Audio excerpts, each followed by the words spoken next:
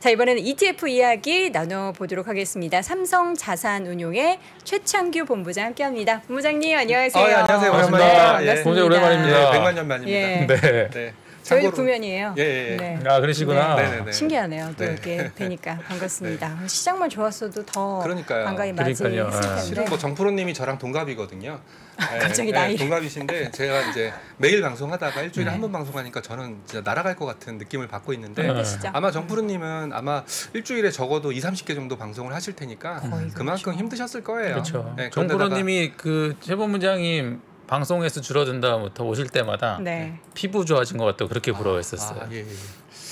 방송만 줄이면 아니 방송이 뭐 건강을 해약할 뭐 담배 술 이런 그게 아니라 저도 ETF를 하고 있지만 뭐 ETF 인버스 ETF도 있어요. 그렇지만 대부분은 상승형 ETF니까 저도 장이 좋으면 기분이 좋아지거든요. 그렇죠. 근데 장도 안 좋고 또 방송에서 할 말도 점점 줄어들고 아마 그런 심리적인 압박이 정프로님의 결석을 이끌지 않았을까 그렇게 생각을 하고 있습니다. 지금 정프로님과 동갑이라는 말에 대해서 굉장히 반응이 뜨겁나요? 이의가 많으세요. 지금 누가 더 어려 보인다고 하는 건지는 누가 봐도 우리 본부장님이 어려 보이지 않습니까? 정프로님 안 계시기 때문에 그렇죠. 본부장님으로 우리는 무조건 있는 사람 편입니다. 그렇죠. 그리고 제가 실물이 좀 더 낫습니다. 맞아요. 그렇죠. 그렇다 치고 치고 낫고 실물도 낫고. 자, ETF 시장 정리해 보죠. 일단은 뭐 상품부터 얘기하는 것보다는 제도부터 먼저 얘기를 좀 드릴 거예요. 오늘 준비한 게 좀 많은데 혹시 역프로님 LP라는 제도에 대해서 알고 계시나요? 알죠. LP가 ETF 입장에서는 ETN 입장에서는 필수 불가결한 요소예요. 왜냐하면 아무리 좋은 ETF라고 하더라도 유동성이 부족해 버리면 살 수가 없거든요. 그래서 근데 이 LP는 유동성을 공급하는 대신에 엄격한 규제를 받고 있어요. 예를 들어서 LP가 너무 호가를 많이 벌린다든지 이러면은 등급을 매겨요. 등급을 매겨가지고 F 등급을 받게 되면은 뭐 2달 동안 LP 업무가 정지되고 뭐 이런 페널티가 있거든요. 근데 최근에 LP들이 굉장히 곤혹스러웠어요. 뭐 때문에 곤혹스러웠냐면 커머더티 때문에. 니켈, 천연가스 이런 것들은 유동성이 없는 애들인데 LP가 나쁜 놈이어서 호가를 막 이렇게 촘촘하게 못 대는 게 아니라 기초자산의 변동성이 너무 크다 보니까 LP가 호가를 대고 싶어도 될 수가 없는 그런 상황들이 연출되었었고 이런 상황들을 거래소가 인지를 했어요. 참고로 LP 평가는 거래소가 하거든요. 화면 잠깐 띄워주시면은요. 거래소가 3월에 대신증권에서 발행한 ETN이었는데 니켈 ETN이었어요. 기억나시죠? 니켈이 진짜 미친 듯이 올랐었지 않습니까? 그러면서 호가를 대기가 굉장히 어려웠었고 호가를 좀 잘 못 대니까 거래소가 LP 평가에서 대신증권한테 F를 때려버린 거예요. 그러면 저 대신증권은 ETN을 발행할 수가 없게 되는 거예요. 이미 발행된 ETN? 이미 발행된 ETN은 상관없는데 보통 ETN은 그 증권사가 발행도 하고 LP를 하기 때문에 LP 업무가 정지돼 버리면 발행 업무도 정지가 되는 거거든요. 기발행된 거에 대해서는 상관이 없는데 새로운 거고. 비즈니스를 못하는 신규를 거죠. 못하는 거군요. 그래서 오늘 6월 21일자로 보도자료가 나왔는데요. 시장 상황의 급변등 불가피한 사유가 인정되는 경우에는 평가 등급 부여 시 예외를 인정하겠다. 여기서 중요한 것은 이 방송을 보시는 시청자분들이 이 규정이 중요하진 않아요. 근데 이 규정이 나올 만큼 지금 커머더티 관련된 ETN이나 ETF는 굉장히 좀 시장이 혼동스럽다라는 것을 단적으로 보여주는 사례다라는 생각에서 첫 번째로 갖고 왔고요. LP가 평가 결과가 좀 나쁘게 되면은요, 뭐 당월 처음으로 위반된 종목은 뭐 F 등급 연속으로 이외인 LP에 대해서는 교체를 요구하게 돼 있고요. 교체를 안 하면은 그 ETF는 상장 폐지를 시킬 수가 있어요. 그 정도로 LP 관련된 규정이 타이트해요. 그러면 우리 내 증권사에서 발행한 상품에 LP를 타 증권사로 바꿔야 되는 상황이거든요. 네, 그럴 수도 있습니다. 근데 보통은 ETN은 그렇게 하진 않죠. 근데 보통 저런 상품들을 출시할 때 그래도 어느 정도 그 상품 개발 쪽에서 이 어느 정도 유동성 변동까지 우리가 커버할 수 있을 것인가는 자체 리스크 평가를 하지 않습니까? 리스크 평가는 하는데요. 거래소 규정은 국내형은 1%, 매수 매도 호가랑 나누기 했을 때 1%, 그리고 해외형은 2%로 좀 타이트하게 좀 대개를 좀 요구를 하고 있고 이렇게 돼야지만 투자자들이 손해를 안 보거든요.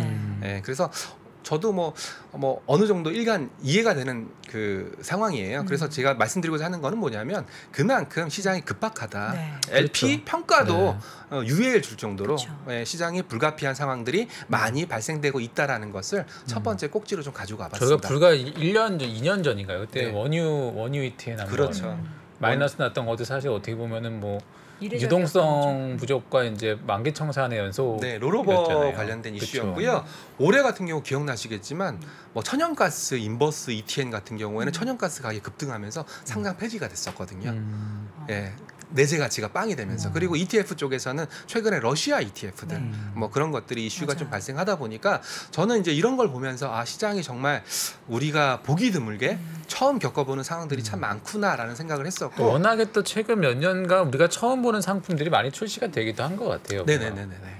그래서 그런 얘기를 좀 드리고 싶었었어요. 그래서 지금 뭐 이 방송에서 뭐 어떤 ETF, ETN을 뭐 어떻게 봐야 된다 이런 얘기하는 것보다는 이런 규제 관련된 내용을 전달해 주는 게 좋을 것 같아서 첫 번째 꼭지로 갖고 왔고요. 두 번째 꼭지는 시장이 좀 어수선하다 보니까 미들맨은 인컴이지 않습니까? 그렇죠. 그래서 신한자산에서 S&P 500 ETF가 나왔어요. 근데 월지급식이에요. 월로 배당을 지급한다고요? 예, 화면 잠깐 띄워주시면은요. 예, 솔 신한자산에서 S&P 500 ETF를 냈고요. S&P 500 ETF는 그 ETF 시장에서는 스테디셀러예요. 스테디셀러. 그쵸. 1번이 S&P 500 ETF, 2번이 나스닥 100 ETF, 3번이 2차전지 ETF 이런 것들이 스테디셀러인데 이 스테디셀러를 못 갖춘 운용사에서는 좀 필수적으로 갖추기 위해서 최근에 S&P 500 ETF들이 연이어 상장을 했는데 솔에서는 어떤 차별성을 뒀냐면 보통 한국에서는 그냥 1, 4, 7, 10 이렇게 이제 배당금이 나오는 분배금이라고 부르는데 분배금이 나오는 기간을 거래소에서 정해줬어요. 네. 근데 솔에서는 여기 보시는 미국 S&P 500 ETF는 기존에 상장된 S&P 500 ETF들과 분배금 지급 구조를 차별화해요. 분배금을 매월 지급할 수 있도록 운영할 예정이다. 저게 되려면 어쨌든 매달 배당을 주는 포트폴리오를 편입을 해야 되는 거 아니에요? 아무래도 S&P 500 미국 기업들은 아시죠? 배당 주는 기간이 한국은 거의 12월 달에 몰려 있지만 미국은 골고루 좀 분산되어 있으니까 그거 모아서 매월 분배를 해야 되는데 좀 까다로워요. 어떤 게 까다롭냐면 ETF는 배당을 줄 때는 설정을 막아버리거든요. 설정 환매를. 그러니까 매달 설정 환매를 막아줘야 돼요. 월말에. 네, 그래서 거래소에서 아이 그냥 1, 4, 7, 10 이렇게 4번 줘라라고 좀 일종의 가이드를 줬던 건데 솔에서 이제 업계에서는 좀 얘기를 했었죠. 이제는 월지급식에 대한 수요도 많다. 제발 분배금 횟수를 좀 늘려달라라고 요청을 했었고 솔에서 그 요청이 받아진 게 아닌가라고 생각을 하고 있고요. 월지급식 ETF는 우리나라에는 이게 처음입니다. 네, 처음입니다. 사실 미국 주식 ETF 투자하시는 분들 중에서도 그 월배당 받으시려고 포트폴리오 구성하시는 분들 굉장히 많거든요. 개별 종목도 맞습니다. 그렇고. 저도 봤었어요. 이렇게 쉽게 ETF가 출시가 되면은 배당 때문에라도 매력도가 상대적으로 올라갈 수 있겠네요. 문제는 배당률이에요. 배당률 얼마나 되죠? S&P 500이다 보니까 2%가 안 돼요. 기준금리가 지금 3%를 향해 가고 있는데. 또 이제 제가 기간 세일즈를 다녀보면은 야 분배금 주지 마. 어차피 분배금 줘봤자 세금으로 다 나가. 배당소득세. 그러니까 없다. 나는 그냥 분배금을 그냥 주가에다가 더해줘. 네, 그래서 이제 주가 차익만 먹을래. 이런 수요도 있기 때문에 뭐가 정답인지는 모르겠지만 굉장히 신선한 좀 시도다라고 생각을 하고 있습니다. 네. 뭐 저도 조그맣게 안 줘가지고 만족스러운 건 아닌데 어쨌든 새롭게 처음으로 이제 매달 배당을 준 S&P 500 관련한 ETF 출시됐다라는 소식 전해주셨고 유럽 관련해서도 신규 상장이 있네요. 그래서 제가 이제 ETF 시간에 항상 말씀드리는 게 뭐 ETF가 좀 늦어요. 시장의 트렌드는 늦지만 저희가 이 하나의 상품을 만들기 위해서는 굉장히 고민을 많이 하고 저도 전직이 애널리스트지 않습니까? 그만큼 이제 상품에 대해서 고민을 많이 하기 때문에 유럽이나 홍콩이나 미국의 어떤 ETF가 상장되는지는 반드시 보실 필요가 있고요. 제가 유럽이랑 홍콩을 갖고 왔는데요. 자, 유럽 보실게요. 장표 잠깐 띄워주세요. 약간 좀 지난 거긴 해요. 제가 지난주 방송 때 말씀드리려고 했던 건데 시간상 말씀 못 드렸던 건데 하이힐드 본드. 하이힐드 본드가 달러로 하나 나왔고요. 유로화로 하나 나왔어요. 아마 이때까지만 하더라도 아마 지난달인 것 같은데 이때까지만 하더라도 아유 금리 이 정도면 다 올랐어. 이 정도면은 이 정도면은 채권 투자해도 될 만한 시기야라고 생각을 했던 게 아닐까. 특히나 하이힐드 같은 경우에는 일드가 좀 높은 대신에 좀 리스크가 크지 않습니까? 그러니까 좀 약간 고수익을 노리는 채권 투자였거든요. 그래서 아마 유럽에서도 이 정도로 금리가 오를 줄은 몰랐던 것 같다라는 생각을 좀 했었고요. 그리고 밑에 보면은 혹시 여프로님 집에 강아지 있으신가요? 18년 키웠다가 하늘나라로 보냈습니다. 갑자기 슬픈 이야기. 진짜 반려견이에요. 무지개 다리 건너. 예, 그래서 이제 뭐 갑자기 무거운 이야기. 왜 그런 슬픈 이야기? 이런 거 많죠. 예, 펫케어 ETF가 나왔어요. 네. 화면 잠깐 띄워주시면은요. 예. 네, 화면 보도록 하겠습니다. 예, 펫케어 ETF가 나와서 우리나라보다 유럽은 훨씬 더 반려동물에 대한 수요가 많지 않습니까? 그렇죠. 그래서 우리나라에서도 가끔 ETF 아이디어 공모전 하면 뭐 반려견 뭐 아니면 반려동물 산업 이런 쪽으로 투자하는 ETF가 나왔으면 좋겠다라는 아이디어를 몇 번 접했던 게 있는데요. 유럽에서 나왔고요.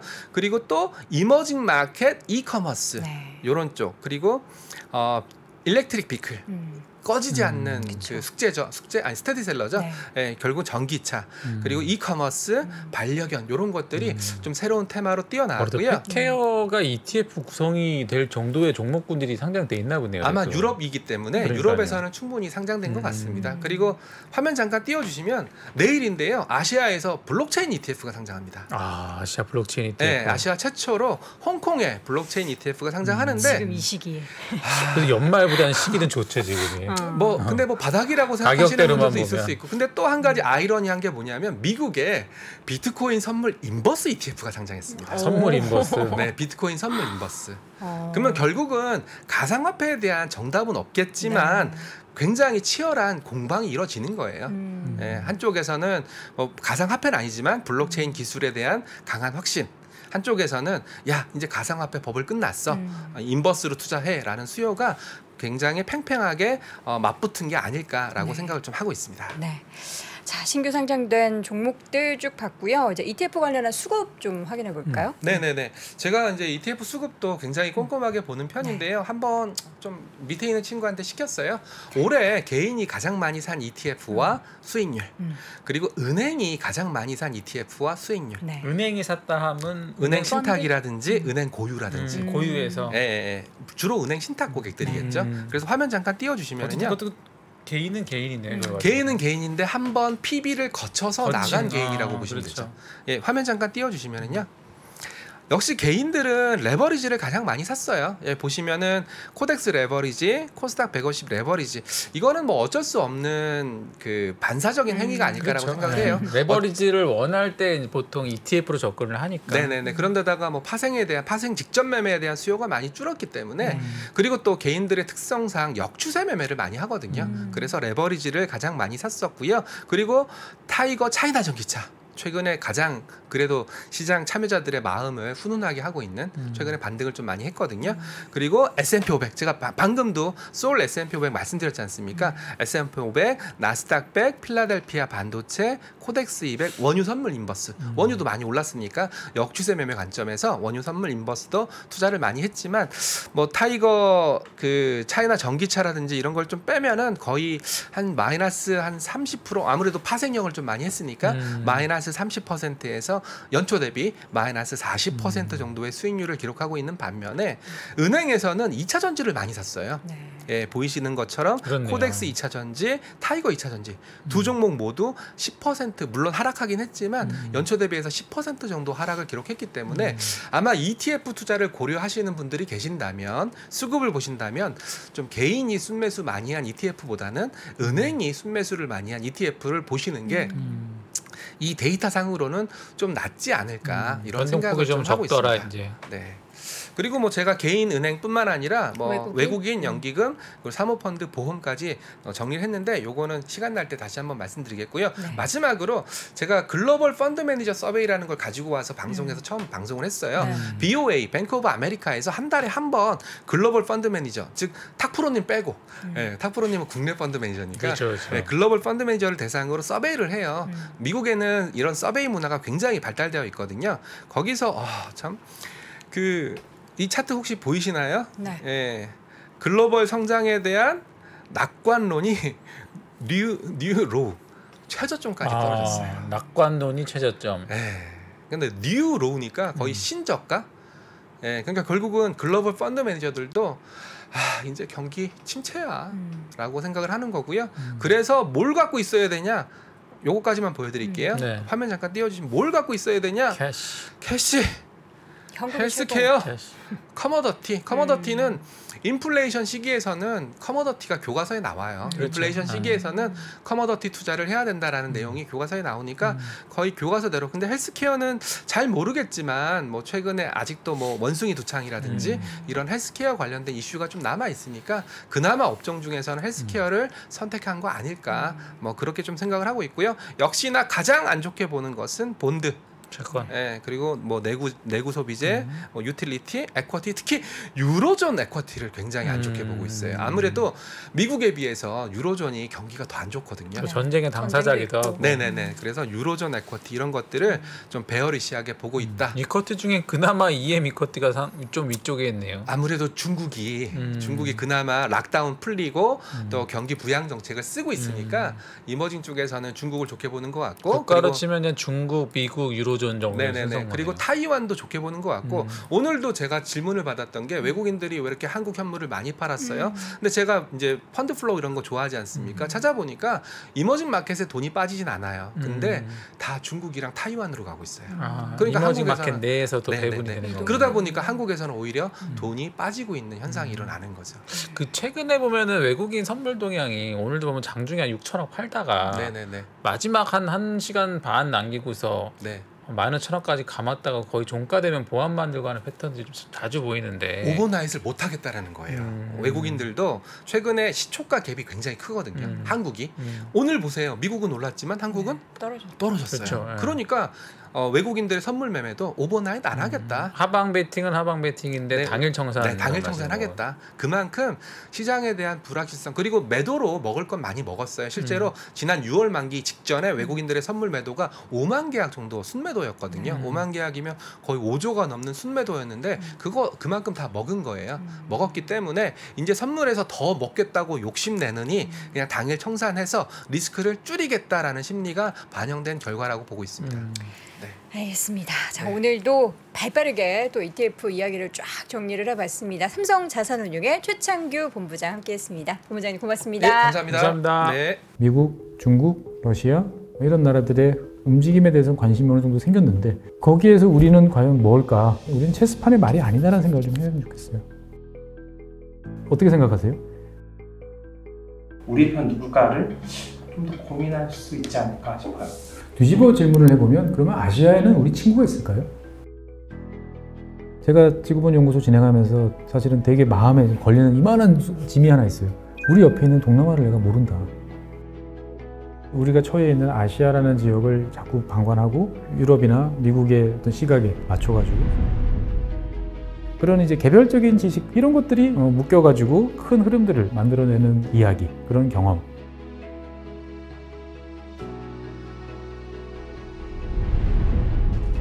작고 잡다한 지식이라도 그것들을 절대 무시하지 말라. 나는 그건 되게 긍정적이고 그런 지식들을 연결해서 말 그대로 위즈덤이잖아요. 정말 현명해지고 뭔가 남들하고는 좀 차별화된 그러한 관점 그리고 그러한 비전